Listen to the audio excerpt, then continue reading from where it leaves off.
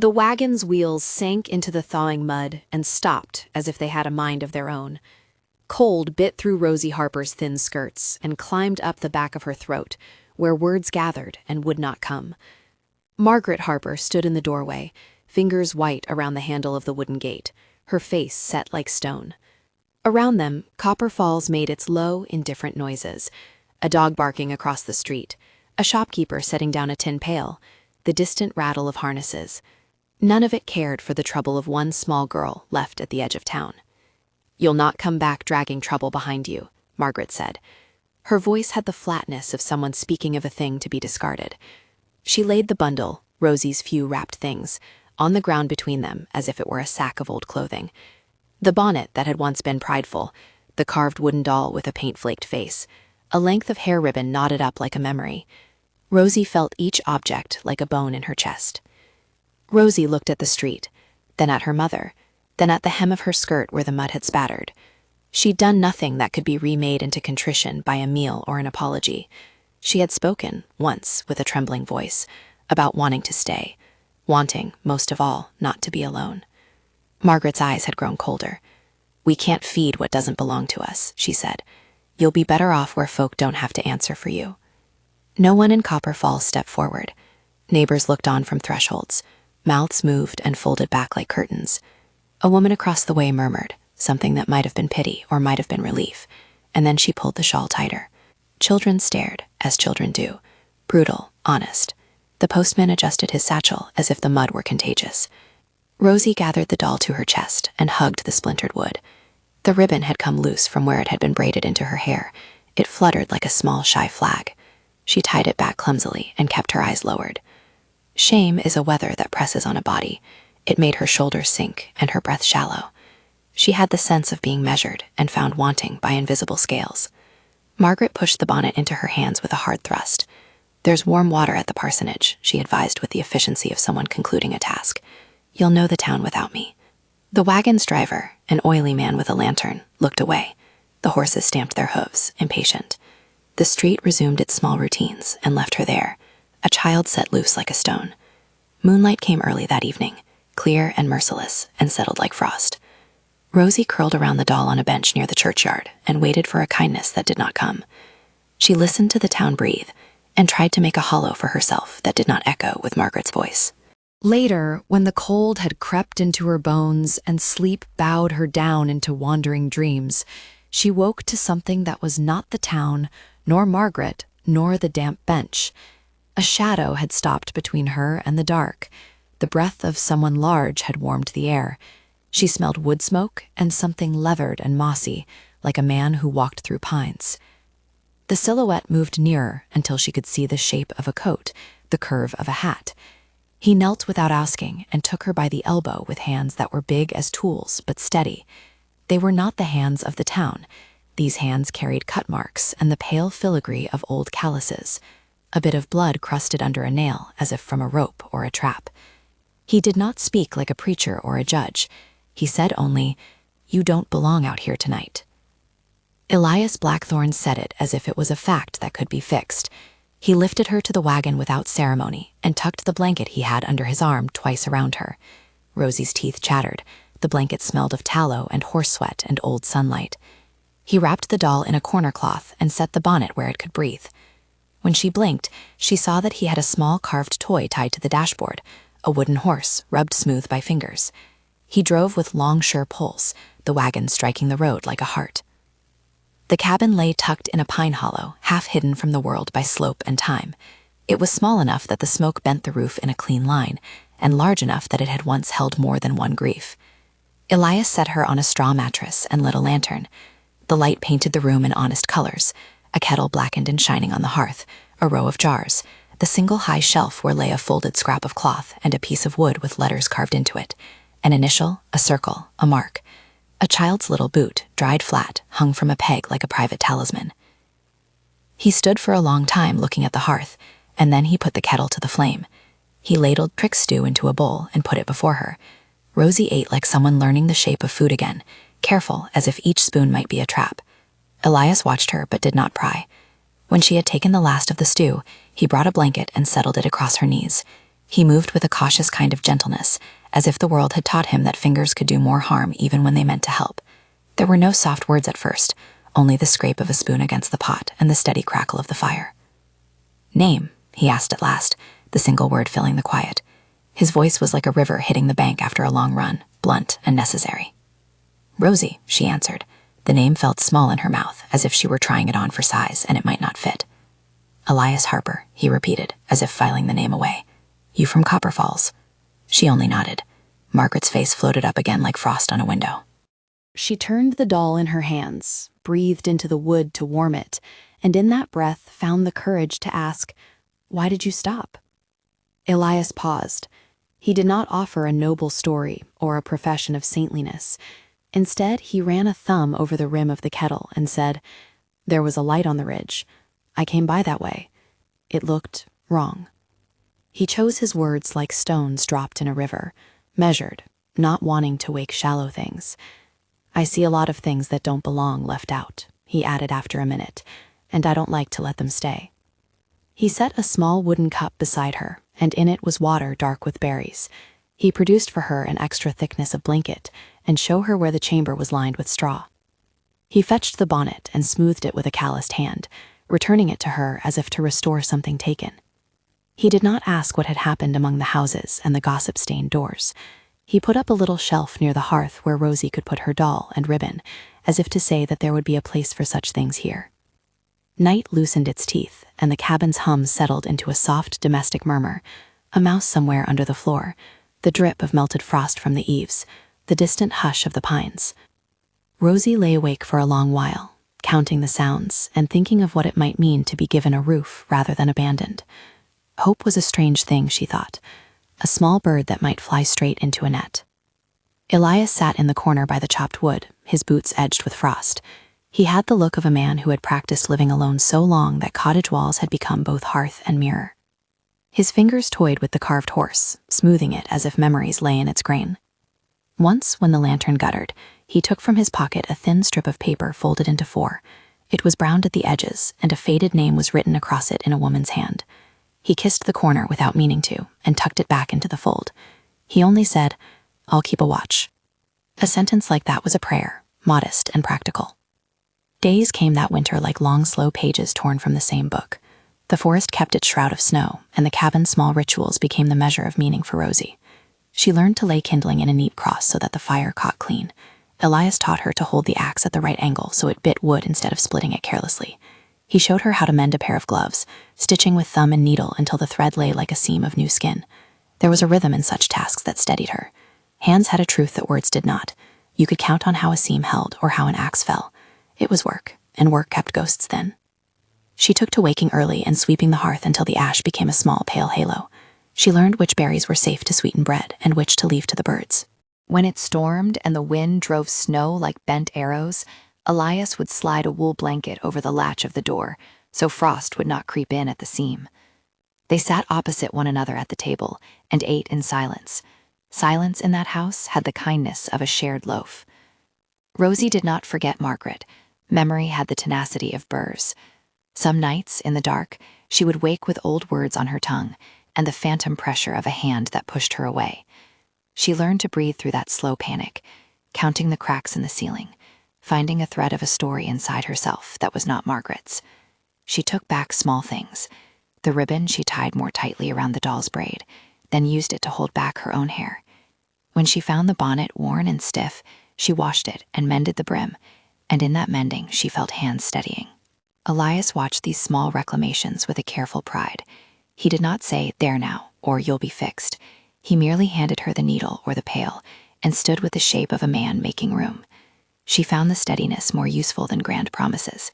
To be seen by someone who did not flinch at your brokenness was an education in itself. Once, when the sun leaned thin and pale through the pines and the ice on the creek had a milky blue shine, they took the sled out together for the traps.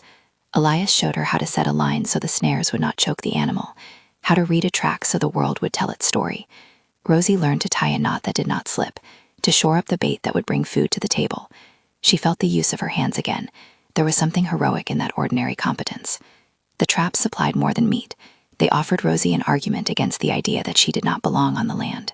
Sometimes Elias spoke of his past in small, careful pieces. He did not unspool a tale of sorrow like a flag. He left it folded and would let Rosie find the edges. Once, when they had cut a hole in the ice and were sitting with their hands rubbed around warm mugs, he said, "There was a house once, farther along the ridge."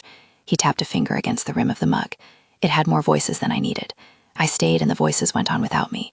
He did not say whether the leaving had been by death or fate, but showed by the shape of his thumb the grief he still held. There were names he did not speak in the light.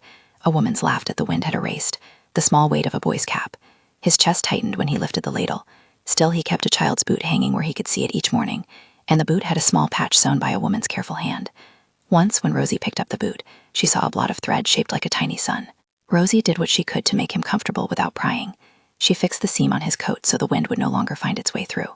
She found that cleaning his hands when they were raw soot-caked soot made him stand easier at the table.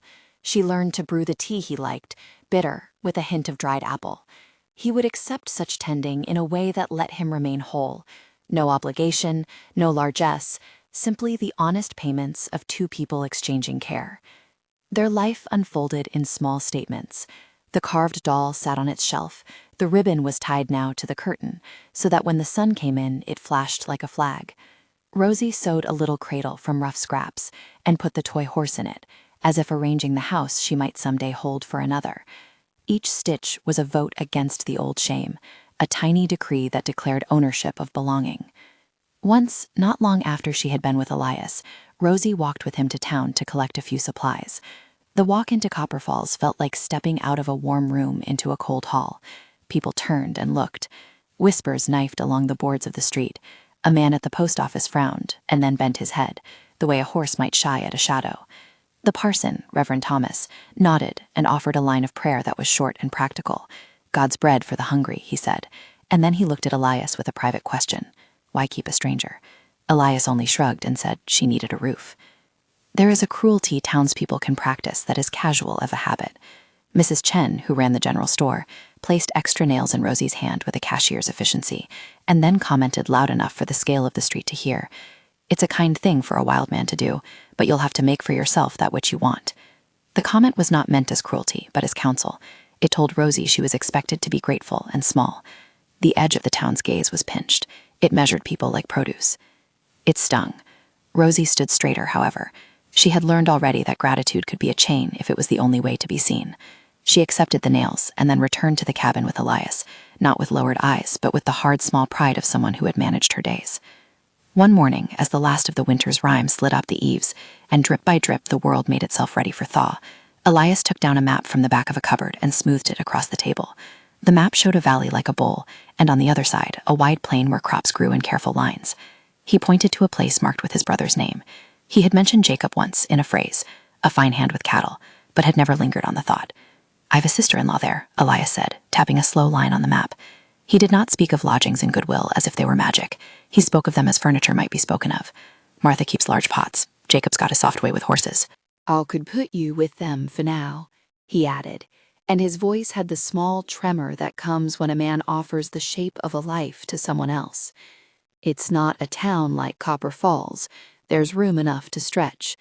Folks will have mouths to feed, but they are honest. You'd learn more than I can give on my own." Rosie felt the map under her fingertips like a threshold. The valley smelled foreign and also like a hope. It suggested a cultivated life, fields turned and fenced, a world where schedules bent to seasons and where laughter might spill like water from a basin. It was tempting and terrifying in the same breath. She thought of the cabin, of hearth, of the carved horse, of the boot hung like a ghost. And then she thought of Margaret's hands like a hinge that had slammed closed. How do you leave a place where the past pressed so hard? How do you accept another hand when your muscles had grown used to holding yourself? Elias watched her without forcing an answer, the way a carpenter watches a beam to see how it will take a nail. He said, "I don't want to put you in a place where people will look at you like a thing to be whispered about. Martha doesn't do whispers." When the sun slid down behind the pines that day, Rosie sat on the porch and ran her fingers along the ribbon tied in a bow on the doll's braid. The ribbon smelled faintly of smoke and soap. It had survived hands and hardship, and somehow, remained a small bright thing. She thought of how a ribbon could be tied and untied, how seams could be mended. She thought of how a season could change, even without her asking. That night she dreamt of the churchyard bench and Margaret's hands, and woke with a start. For a moment the old smallness rode her skin like a chill. Then she thought of the kitchen in the cabin, of a simple bowl of stew, of a lantern that was always filled with light when you needed it. She thought, quietly, of being taught to tie a knot until it held. She thought of being trusted to fall into the work of days and be useful. In the morning she found Elias already up, his coat buttoned against the thin air. He folded his hands around a hot cup and said, "We can go in the spring." It was not a grand promise. It was not dressed in neat vows. He said it like a man reading a ledger, a decision, a plan, a carved place upon the map. Rosie felt relief and fear at once. Change always carries both. She thought of all the small things that would not fit in a bundle, the way she had learned the cabin's footsteps by heart, the particular noise the kettle made. She thought of the town, how Margaret's voice had a way of making the world feel cheap. "You can come," Elias said. "I won't make you more than you are, but I'll not leave you at a bench again." She touched the hair ribbon to steady it. It had become a small covenant between memory and what might come. She rose and began to tie up what she had, the bonnet, the doll, the little cloth cradle she had sewn out of scraps. She wrapped the doll tenderly and tucked the ribbon into the corner of its skirt, as if she were making a small offer to the future. When they hitched the horses for the journey, the first thaw made gullies along the road, like new writing on an old page. The wagon moved with slow purpose. Copper Falls receded, the church spire a thin line against the pale. Rosie peered back only once, then turned her face to the valley that promised more than a roof. Elias sat beside her on the driver's bench, his hands on the reins, his jaw set against the wind. He did not speak much. The pines sang as they passed, a sound like stitches pulling two seasons together. As they crossed the slope where the land tipped and showed the world below, Rosie held the doll and felt a fierce and simple gratitude take hold. It was not the end of anything. Old shames still had teeth. The town would still remember. Margaret might always be a shadow. But there was a new line of company now, a family of hands and hearth, and the thought made something unclench within her. The valley lay ahead like an answer she had not yet earned. Dust puffed on the road that led down through orchards. A dog ran out to bark at strangers, and somewhere a child cried in surprise. They had some hours before the sun would settle into the hollows. Elias guided the wagon down the slope, and Rosie watched the ribbon flash like a flag in the breeze. She felt the motion of the wagon ease something in her chest, as if the land itself accepted the small, reshaped life she now carried. She fed the horse a strip of hard bread and hummed a little tune she had heard once in the parsonage. Simple, plain, fit for a kitchen. Elias glanced at her, and the corner of his mouth lifted in a way that was almost a smile. It was a small thing, but it opened something like a window. They had not arrived yet. Their troubles were not behind them. The town would still hold its opinions. Margaret's voice could echo, and there would be days of doubt. But the motion of the road felt like a promise, one that was not magical, but made of honest things. A brother who kept a roof, a woman who cooked in large pots, a man whose hands would not flinch at work. Rosie pressed the doll to her and allowed herself, for the first time in memory, to imagine a table with chairs enough for more than one. The wagon slid down into the valley, and the pine needle air softened. As the cabin disappeared from the ridge behind them, the carved boot that hung on Elias's peg tapped quiet against the wood of the wagon. The sound was like an echo of a life that had broken and been mended in small places. Rosie wrapped the ribbon again about her own hair and tucked it under her ear. The land rose to meet them like a hand held out. She did not yet know all that waiting in the valley would demand of her. She only knew there were people who had chosen to see her and to make room. That, she thought, might have been the only miracle she had ever wanted. They came down into the valley as dusk was trimming the trees with gold, and the Blackthorn Ranch rose from the land like a promise written in wood and stone. Smoke from a long kitchen chimney drew a neat line across the pale sky. The house was larger than the cabin, square-shouldered, with a porch that ate the length of its front, and a low fence that kept the yard from spilling into the orchard. Pigs nosed in a pen, hens clustered under a lean-to, a wagon wheel leaned up against the shed like a watchful eye. A child's laughter, small, sure, cut through the air and made something in Rosie stir. "If this story matters to you, stay with it to the end," Elias said once, his voice low and plain as he reined the horses. The line sat between them like a small bridge, not a sermon, only an invitation. A woman opened the kitchen door before they could knock. Martha Blackthorne stood with a flowery smear across one cheek, and her hair pulled back in a neat twist. She was not pretty in the town parlance that praises a certain sharpness. She was the kind of woman whose hands had kept more tables from collapsing than any law in the county. Her eyes widened a fraction when she saw Rosie cradling the doll in the bonnet, but she did not step back. Instead, she swept back a sleeve and offered a hand to Rosie as easily as if the girl had been kin since birth. "You've brought the storm in with you," she said, not unkindly. "Come inside and set down whatever weight you carry." Jacob Blackthorne stood in the shadow of the doorway, a broad man with sun-darkened skin and a patient way with animals. He tipped his hat and said nothing more than, "We've room," and the words settled like water. There was no flourish, no fanfare, just the steadiness of people who kept the clocks of a household wound by work rather than talk.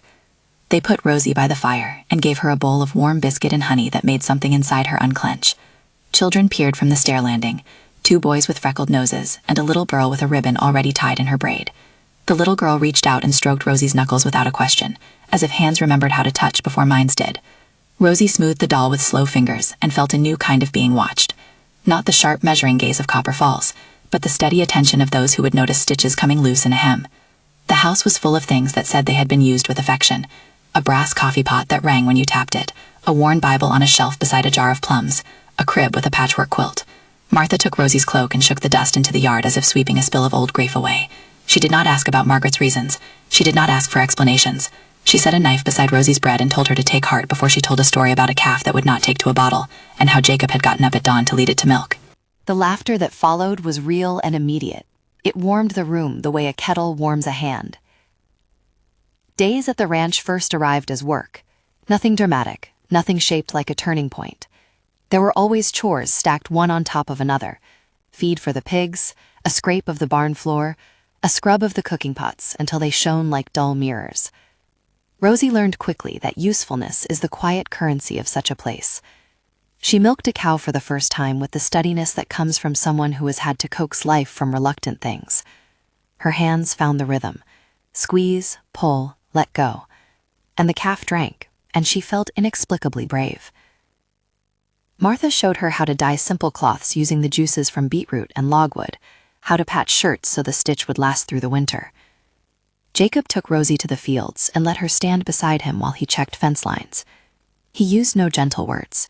He had never been a man who softened things that needed to be done. But his respect took the form of teaching. How to mend a fence post so the wind would not pry it loose. How to put a brace under a sagging gate. Those lessons were given without judgment. They did not ask why she had come or what she had been told at the edge of Copper Falls. They accepted that she was there and that the ranch required hands. Days lengthened into a year made of small triumphs. Rosie woke each morning with a new kind of routine. Eggs gathered, quilting squares pinned, the scent of soap and yeast rising like a benediction in the kitchen. She found that being put to use was not the same as losing oneself. There were decisions to be made: when to put a patch on a child's trousers, whether to plow extra for a hungry neighbor, and Rosie began to offer her judgment. Her voice grew steadier. Once, when Jacob and Martha argued over a new fence plan, Rosie suggested a layout that would serve both the sheep and the cattle. They debated the angles and then rose to implement her idea. She watched them work and felt a small, sharp pride, like the prick of a seamstress's needle. Her old habits of shrinking did not vanish overnight. There were mornings she woke with the memory of Margaret's hands and had to sit on the side of the bed and breathe until the heavy quiet fell away. There were times the town's whispers found her, Mrs. Chen's remarks at the market, a merchant's raising of an eyebrow. But those stings were dulled now. A child's laugh at the table poured over them like water, and the weight shifted. Where once she had sought permission to be small, she now took the space of a woman who fed more than her own hunger. Underneath the slow rise of comfort, the valley had its own currents. The Blackthorns were not a family that insulated themselves from the world. They argued with the bank man, they took in stray dogs, they attended church in a building with a modest steeple, where Reverend Thomas read short sermons about common-sense goodness. It was a place of ordinary faith, a wooden cross above the pulpit, a hymn hummed in low voices. Nothing theocratic, nothing that promised sudden miracles. People here knew prayer as a thing spoken at table or before a hard task. On Sundays, the family sat in the same pew, and Rosie learned the shape of that small congregation. Familiar faces, hands calloused from honest labor, the rusty hymn tunes that felt like an old coat. Reverend Thomas knew something of the way towns can be cruel, and of the way forgiveness must be practiced like any other trade. He did not preach about Rosie as a spectacle. He greeted her with a simple nod, and when he could, an extra loaf of bread. There were other quiet teachers. A woman named Mrs. Chen, who ran the market stall on the edge of town, softened with time and began to pass Rosie tips on preserving fruit. An old man who repaired boots taught Rosie the neat business of lastings and souls. These were not heroic saviors.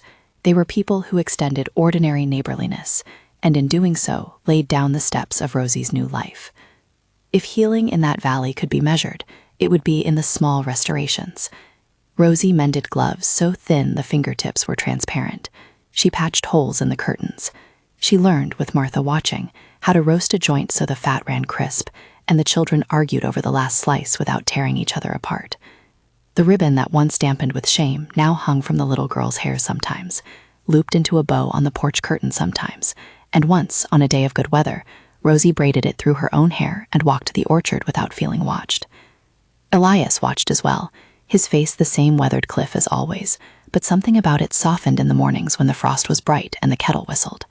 He and Rosie took to walking the ridge in the evenings after the chores were done. They did not speak much at first. Words could be heavy things. Better to let the air carry them until they wore light. They would stand and look over the valley, rows of corn like tidy lines on a map, the river coiling a silver ribbon through the plain, and let small music happen between them. Elias taught Rosie what he knew of trap lines and woodcraft. Rosie taught Elias, in turn, gifts, ways to mend a torn mitten, and how to set a small table with dignity. A tenderness grew in that exchange, not because it was pronounced, but because it was constant. There were nights when Elias would ask, almost without invitation, "Do you miss that bench?" And she would say yes, and he would not press. Once, under a sky that seemed made of thin white linen, he told her a memory about a laugh that used to fill a kitchen, and how he had kept a scrap of music in his pocket for years because it was all that was left. He did not ask for forgiveness. He did not offer grand promises. He offered the fact that he would stand watch. That steadiness felt to Rosie like a rope tied around her when she had been adrift. Love, when it arrived, was not an avalanche, but a mutual gathering of small consultations. Rosie realized she loved Elias in the way she loved the kitchen's one specific kettle, the one that sang a tune when poured in just the right way. She loved his rough hands that could fix a hinge and cradle an infant. She loved how he kept the carved horse in the same place every morning, so its glint could glint in the sun. She loved the way his voice changed when he spoke of his brother, as if naming Jacob called up a table where voices filled the air. She loved how he would stand behind her while she sewed, and pick a thread that was too loose without making the matter big. Yet she refused to be rescued into marriage, as if that were the only end to her story. She had come to the valley for more than to be sheltered. She had come to stake a claim to her own life. When Jacob one afternoon suggested she might manage the dairy if his wife needed a hand, Rosie said she would try, but that she would decide if it suited her. When Martha casually mentioned that marriage made certain things easier in a farm economy, Rosie considered the math of it, how two people's labors could multiply a household's yield, and then asked for time. She wished to know whether love would be a comfort or a constraint. Her refusal to consent blindly was part of her dignity reclaimed. There came a winter when the river froze hard, and the weather took the cattle with an unkindness that required late-night runs to bring feed. Rosie and Elias were out mending fence in a snow that came down like sifted flour. She lost a boot, swallowed the snow into her sock, and Elias pulled her to a lean-to and warmed her feet by the fire of the stove. He offered the spare boot, an old thing with a wide toe, and she laughed at how he managed to keep a whole rag bag of oddments handy. He slid a hand around her shoulders and did not release it when she stiffened. "This is not a hothouse," he said, the corners of his mouth soft, "but it's where I set my saw, if you'll have it." She thought of the bench by the church, of Margaret's last look, of the long night on the cold bench, and then she thought of the way the little girl on the landing had tucked her mitten into Rosie's hand without ceremony. She knew in her bones that marriage here would be a work of daily agreements rather than grand promises. She would not allow it to be the only thing that fixed what had been broken. She answered Elias with a look, and then with words. I will marry you, if we keep our hands clear, if we keep saying what we need, if we keep feeding the table and not the gossip. Elias's mouth tightened, then opened in a smile that was almost shy. He carried a ring for her, but not a flashy thing. He had gone into town with Jacob and saved up from work to buy a simple band from a tinsmith. On the lantern-lit night, by a stove that warmed their breath, he slipped it on her finger. It fit as if it had been waiting. You'll have my name, he said quietly. You'll have a place at the table. But more than that, you'll have the right to leave when it feels heavy. I won't be the kind of man who owns a person's past. She accepted, not because the ring made her finished, but because it gave a lawful seat at a family that had already shown its readiness to receive her. The wedding that followed was not a county fair, but a little ceremony in the church with Reverend Thomas reading short, sensible words. Children danced around Boots on the porch, while Martha arranged a stew, and Jacob oversaw the choice of a good pair of horseshoes as a kind of blessing. Neighbors who had once looked askance now brought pies and salt to the new table. It was not rejoicing unalloyed. Whispers still threaded the corners, but Rosie felt when she stood with Elias in front of the wooden cross that something sacred had been made. Not the erasure of past wrongs, but the creation of a household that had decided to keep and repair. The months after their marriage ripened into the deeper proofs of belonging. A child came, a small, sure presence that landed like a new book on a shelf, and they named her Emma. The name was simple and felt like a small answer to a loss that had once been only a folded scrap of paper in Elias's pocket. Emma had a round face and an appetite that left the kitchen in temporary disarray. Rosie learned to soothe a crying breast as if it were an instrument that had to be tuned. Elias learned to sing a small, tuneless lullaby that made Emma's eyelids weigh heavy. The carved horse took a new place in the nursery. The wooden doll found a new setting on a shelf where the light could make its flaked paint bright again. Parenthood offered Rosie a rigorous honesty. The first nights of sleeplessness were merciless. The first episodes where a child's fever sent the household into particular terror tested their steadiness. They did not pretend the child's arrival was free of cost. Martha stayed up nights too, bringing ginger tea and quiet counsel, teaching Rosie how to fold a small blanket in a way that made a baby sleep. Jacob fixed up a cradle with his weathered hands and carved tiny notches near the footboard, as if mapping the child's growth. Each notch became a token, a visible tally of the steadiness of their family. Life did not go untouched by the town. Copper Falls continued to hum its old judgments. Margaret Harper's name traveled in the air like a bitter wind. She had not lingered long after the first abandonment, enough to buy herself new cloth and some new shoes, and then vanished for a season.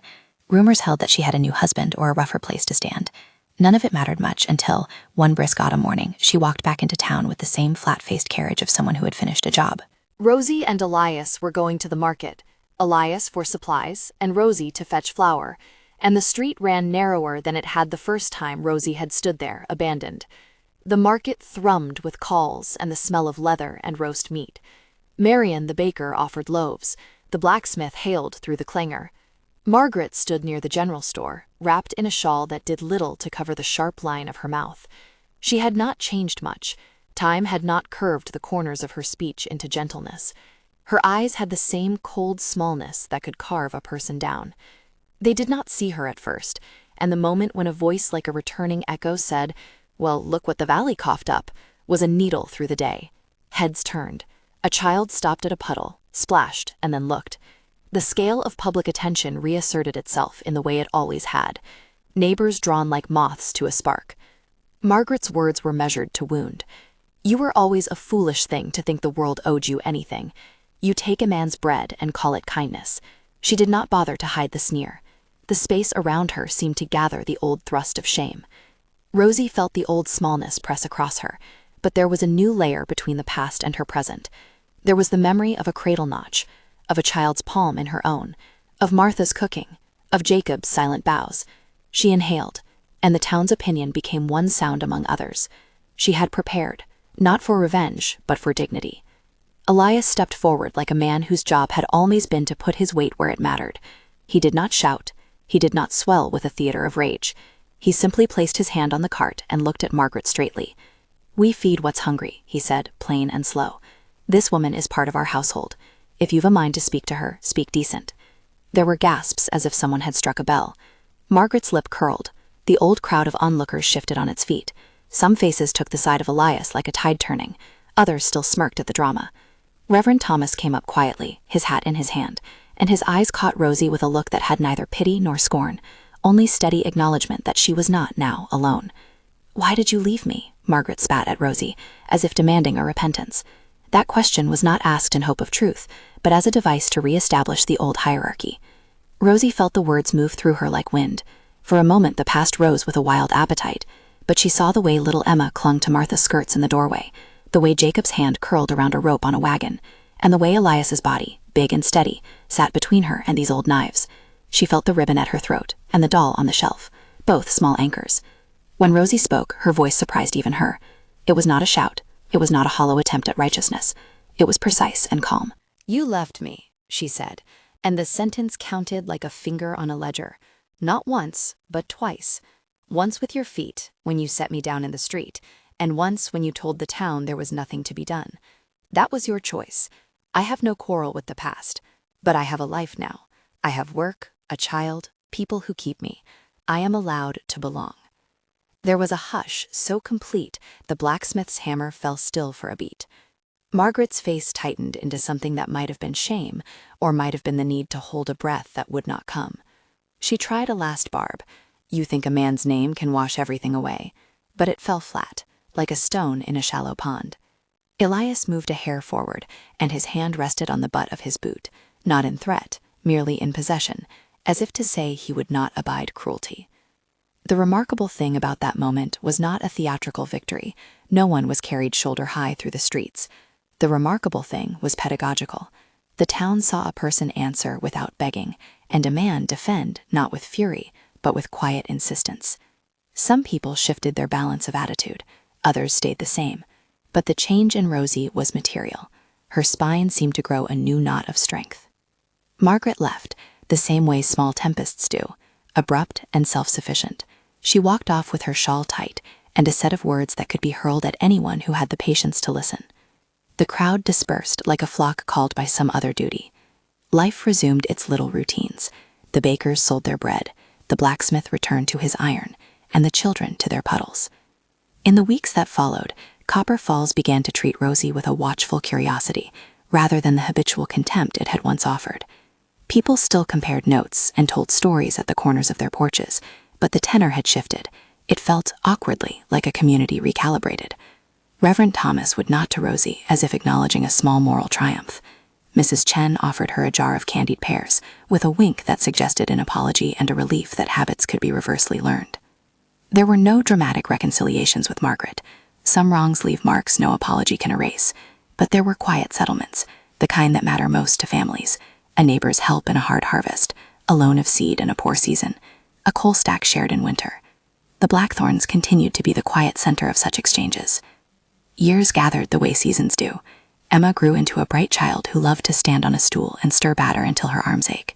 She braided her mother's hair and learned to mend shirts with threads thick and even.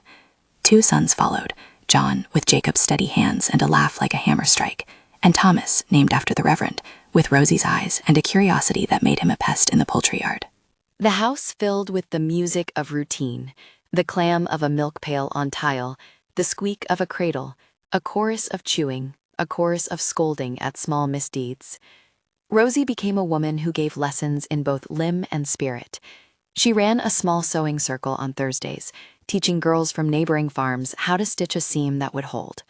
She read aloud from the worn Bible in the parlor when the weather held them inside. She insisted, gently, that the children be taught that kindness was not owed to the deserving alone, but to anyone who needed a table. She told them, often and without flourish, that a family is what you choose when your hands are steady enough to make room. Elias grew more human to the town than he had been as a solitary man. He would sit at the blacksmith's at dawn and talk of county matters. He took to teaching the boys how to trim harnesses and how to tell the difference between a fever and ordinary fussing. He still kept the carved horse in its place each morning, and he often paused at the shelf where the little boot hung, touching it as one might touch a relic, but the weight of his past did not rule him. He let his laughter come out rough and sudden when a child blundered in the yard. There were trials, as any life has, A summer drought once withered the corn, and the family tightened belts and called in favors from neighbors. A bout of influenza took hold of the town, and there were nights the house seemed like a small island of candles waiting to be blown out. On such nights Rosie kept vigil, her fingers learning the exact lore of temperature and cloth. There was a winter when a fever took a neighbor's child, and the town's grief placed a hush on the valley like a low cloud. But each trial reinforced the muscle of the family to hold and to hand out small, steady comforts. Rosie's sense of self changed not into something crystalline and unbreakable, but into a flexible strength. She learned to say no when it was needed, and to forgive herself for mistakes that cost only a plate or a bad decision about seed. She refused to let the old story, one wherein her value was measured only by the mercy of others, reassert itself. The ribbon that had once hung loose now braided into new uses. It marked the cradle, stitched into a boy's cap, looped onto a letter she would send to a friend in a far county. The carved doll, its face flaked but cared for, sat on the nursery shelf and gathered sun in the mornings like a small blessing. In time, there came a harvest festival in Copper Falls. People from the surrounding farms brought pies and jars of preserves. Children ran races. The whole town for a day put aside its particular grudges. Elias and Rosie drove their horses into town with a cart full of goods to trade: cheese, eggs, a bolt of cloth, and the Blackthorn children ran ahead laughing. Margaret was not expected to come. The market ran its small, ordinary business. Rosie moved among the booths with the ease of a woman who had learned not to feel scrutinized by default. At the market, a man pointed out a small booth where a carpenter had set out a selection of wooden toys. Rosie drifted over, as if pulled by memory, and there, between a train and a little cart, the carpenter had carved a small horse, with grains so tight the wood gleamed. It reminded her of the one Elias kept, and she laughed aloud and bought it, paying in coins that felt earned. She hung it above Emma's bed that night, and the child gazed up and touched the polished grain in wonder. Times went on. They went slower than the wishes of those who prefer to mark life by sudden revelations, but they were truer for that slowness. Rosie's agency, her ability to choose, shaped the home. She decided not just the meals, but the manner of teaching, how to insist a child stand up if they had wronged, how to call a neighbor and ask for help before the granary ran too low. She was, in daily decrees, shaping the culture of kindness around her. Children learned not to accept pity as the default state, not to expect rescue as the sole proof of worth. Years later, when the boys were big enough to carry sacks and Emma had reached the age where she could sit on a high chair and sew, Margaret Harper's name drifted back into their lives again, not through a dramatic return, but through a more practical twist, a letter delivered by a town courier. It was short and formal. She wrote that she had fallen on hard times and was seeking a small work, that she had heard of a woman living with the Blackthorns who had taken her place, and that perhaps some charity could be extended. The envelope smelled of dust and old paper. Rosie held it with something like curiosity. Elias came in from the field and watched how she turned the paper over in her hands. She thought of the bench, of the way the town had once abandoned her, of the dull hunger that had been the shape of her first nights. She knew, too, that Margaret's words could be maneuvers, pleas that tested conscience and sought release from responsibility. At the family council that evening, consisting of Rosie, Elias, Martha, and Jacob, they talked in low voices. Jacob's voice was practical. If she needs work, she can mend fences. If she's mean, we turn her off the land. It's the fairest thing. Martha's hands moved as she spoke, folding cloth. If a woman comes hungry, she said plainly, we give bread. But if she comes and tries to make trouble, we do not let her set the pace. Elias looked at Rosie. He did not command. He wanted to know what she wanted. That again was part of the gift he had given. He never forced her to carry a burden he could help lift. Rosie thought of the ledger of harms and kind deeds, and she decided on a middle course. They would allow Margaret to come, but not into the heart of the household. The woman could be given work that would keep her useful and visible, but not placed where she could intrude on the children's bedtime. If Margaret wished to make amends, she would have to demonstrate it by reliable action, not dramatic speech. When Margaret arrived, she came with the same hard mouth. She carried a broom and set to work sweeping the barnyard, and for a time the arrangement held. People lingered in edges, watching whether the old violence of her contempt would reassert itself. At first, Margaret's manner suggested she had learned nothing. She made small, sharp comments, called the children names once, and the old pattern threatened to slide back into place. But time is a stern teacher. The discipline of work and the watchfulness of a family that would not be bullied by theatrics began to wear at the edges of her contempt. It did not evaporate entirely, but it lessened. She returned grudgingly to the habits of earning food and keeping hands busy. There were times when Rosie had to stand firm. One market afternoon, Margaret made an insult aimed at Emma, and Rosie took the child away and spoke plainly to Margaret in the yard. "If you say words like that again," she said, "you will find no company that will keep you." The words were not cruel. They were honest. Margaret huffed and carried on. The family maintained its house rules. Over months, a strange thing happened. Margaret began, slowly, to offer small repairs, to bring in wood for the stove, to fix a pair of boots. She never said sorry in a soft, pretty way. She apologized in the currency she knew, work. There is a kind of reconciliation that does not wash clean the past, but arranges the present so that the past cannot repeat itself unchanged. The Blackthorn home, over years, became a place where several people's necessities met. Neighbors brought in those who needed mending, an old man whose back had bent, a widow who could not afford to heat her house, and the family took them in for as long as it made sense. Rosie was often the one who oversaw these quiet arrivals. She taught the newcomers to sew, to mend, to set a table that would not fall. It was evangelism of a kind, if one wants to call it that, teaching a way of life through work and welcome rather than rhetoric. Time also softened Elias, in the particular and painful ways time softens a hard winter field. He grew fond of the smallest things, a ribbon tied into his daughter's hair, the way Emma would bring him a mug without being told, the grinding contentment of a house that woke to breakfast and did not fear the bench of the past. He kept the carved horse by the windowsill, but now it was less an altar to a memory and more a cheerful ornament in a room with active feet. Rosie, for her part, became a keeper of small legacies. She preserved the doll in a box for Emma and taught her to sew a new dress for it, a way of passing the material of memory forward. She kept the ribbon in a drawer with seeds and letters. On winter evenings, she read aloud from the tomes that found their way into their hands, a book of parables, a ledger of recipes, a manual on keeping bees. She spoke to her children not of how they were owed, but of how they might owe each other. This was a lesson in reciprocal care, rather than in debt. There were quiet joys that required no clamor, a harvest with more corn than they had expected, a winter in which no fever took hold, a child's sudden mastery of the cross-stitch that made Martha clap her hands in delight. There were also losses, an autumn when Jacob's favorite mare took ill and had to be put down, when the family sat on the porch in that state of grief that is too large for words and too small for sermons. On such nights the family gathered close, hands finding each other without needing to spell out the reason. That joining was itself a testimony. The years multiplied to decades. Emma grew, then married a neighbor's boy, and the Blackthorn porch gathered its collection of grandchildren, calloused palms beginning to have a different tenderness and a different imagination. The carved horse survived, its wood smoothed more by use than by time. Rosie's hair threaded silver at the temples. She still tied the ribbon in some mornings. Elias's beard thickened, and his hands, still capable, learned to slow a little. They were not aware that age gnawed at the edges of all bodies, but it did not diminish the quality of the household's care. If anything, it deepened the meaning of the word keep. There came an autumn that was gilded, the leaves like coins pinned in the trees, when the family gathered to celebrate a modest anniversary, 20 years since Rosie had sat down at the Blackthorn door. The children and grandchildren and neighbors filled the yard with chairs. Martha set out stews and pies. Jacob arranged a small speech, something practical about the worth of a steady table. Reverend Thomas, older now and with softer eyes, stood at the head and read a short, sensible blessing. They did not make a fuss. They did not erect statues. Instead, they planted a small sapling in the yard, a sapling that would, if tended, grow into a shade-providing tree for the generations yet to come. Rosie stood to speak for a moment, because such things do not happen without someone being asked to make them legible. She did not give grand theological declarations. She spoke of the way hands can teach courage, the way children's laughter can be a measuring rod for a home. She told, briefly and plainly, of days on a cold bench, and how one man's refusal to let her lie there had opened a door. She did not give the impression that she had been saved by a single hand. She named the household, the extended web of people who had chosen again and again to feed and to teach. "What we did," she said, "was to keep one another. That is all. It's what any family can do if it decides to be faithful in small matters." The sentence landed with the modest weight of truth. People nodded, and some wiped their eyes.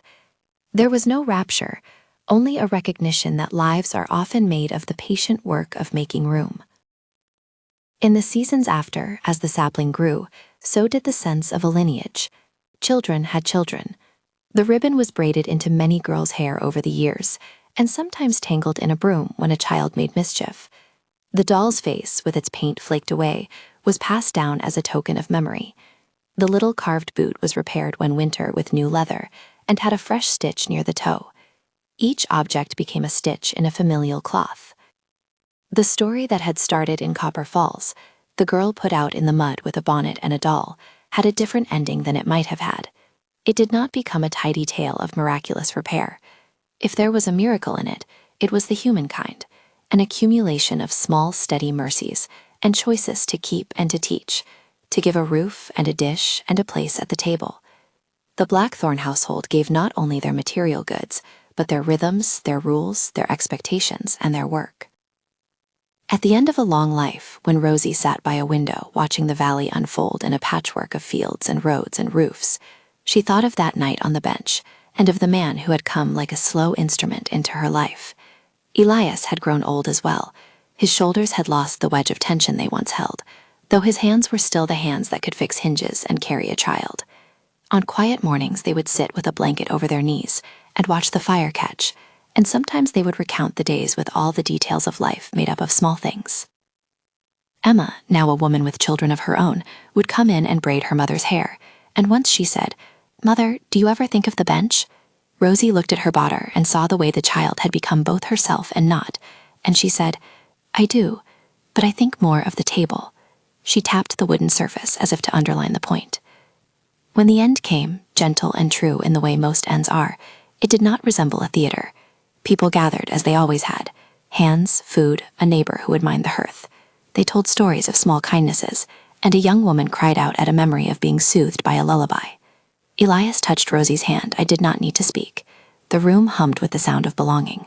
There was sorrow, yes, but it was the kind of sorrow that makes a shape of gratitude more acute, not less. The Blackthorn household continued. Children who had learned to mend and to feed and to listen kept the practical laws of the household in place. They kept a chair for visitors and a rule that nobody left a table hungry if they could help it.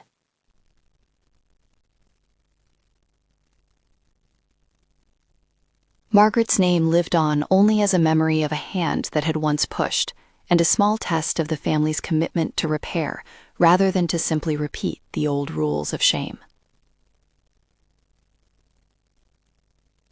When the sun rose one morning over the valley, its light scattered gold on the wooden porch, and the carved horse sat in a place where the sun could press his grains.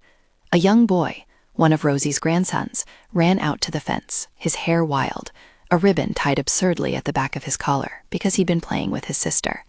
The family gathered at the table and laughed about it. The doll, now patched and loved, lay in a trunk and might have been pulled out by a child that afternoon to be dressed anew. Rosie's life had not been smoothed into a moral tale of easy solutions. She had not been remade overnight. She had not had the ugly stitches of her past ripped clean.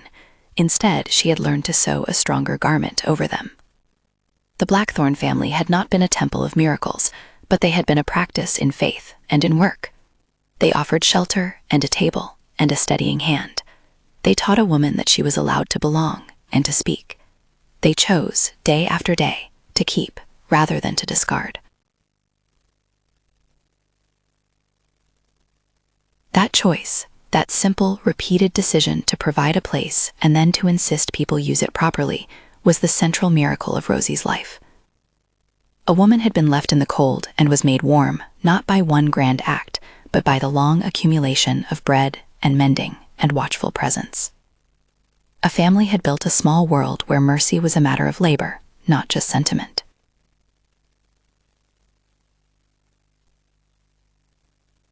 At the valley's edge, the house kept its fire, and the orchard kept its fruit.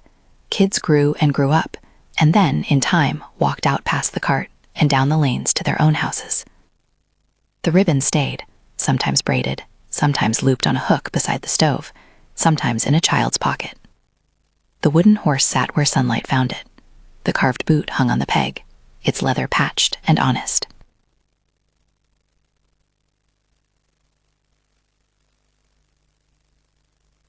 In the end, what mattered most was that someone had stopped on the road, picked up what the town had left behind, brought a girl into a door that opened into a family, and continued to keep her there. That was the simple architecture of a life restored. Hands that would not let go, a table always set, and a household that chose to see.